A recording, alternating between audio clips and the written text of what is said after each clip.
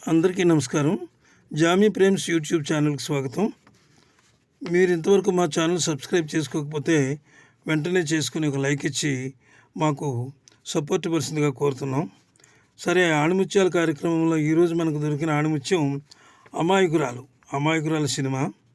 అందులో ఒక పాట, పాడేద నీ నామమే గోపాల. అన్నపూర్ణ పిక్చర్స్ వారు 1971లో విడుదల చేసిన చక్కటి కుటుంబ కథా చిత్రం ఈ సినిమా. ఆ రోజుల్లో ఘన విజయం సాధించింది. 1971 సంవత్సరానికి ఆంధ్రప్రదేశ్ రాష్ట్ర ప్రభుత్వం ఈ చిత్రాన్ని తృతీయ చిత్రంగా ఎంపిక చేసి కాంస్య నంది అవార్డును కూడా ఇచ్చిందనమాట. అయితే ఈ పాటను ఊర్వశి శారద మీద చిత్రీకరించారు. దర్శకుడు చాలా అద్భుతంగా చిత్రీకరించారు ఈ పాటని.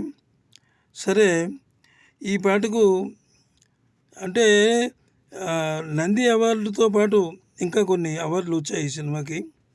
అయితే నంది అవార్డు మాత్రం ప్రముఖంగా చెప్పారు.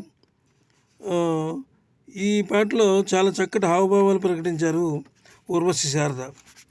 ఇక పాట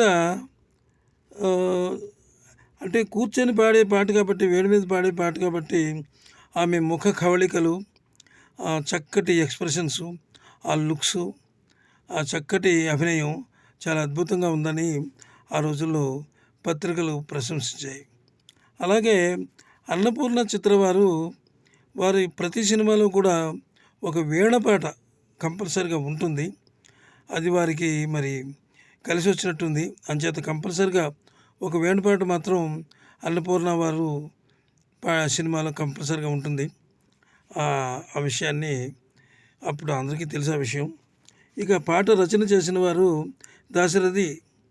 దాశరథి పదాలను పదునైన ఆయుధంగా చేసుకొని తెలంగాణ విముక్తి కోసం ఉద్యమించారనమాట. అప్పుడు మహాకవి రచయిత దాశరథి ఆయన చిత్ర పరిశ్రమకు రాసిన మొదటి పాట, అంటే వచ్చిన క్రొత్తలో అనమాట, మొదటిగా రాసినటువంటి పాట అన్నపూర్ణ పిక్చర్స్ వారి ఇద్దరు మిత్రుల్లో నవ్వాలి నవ్వాలి నీ నవ్వులు నాకే ఇవ్వాలి అనే పాట ఖవాలీ సాంగ్ రాశారు.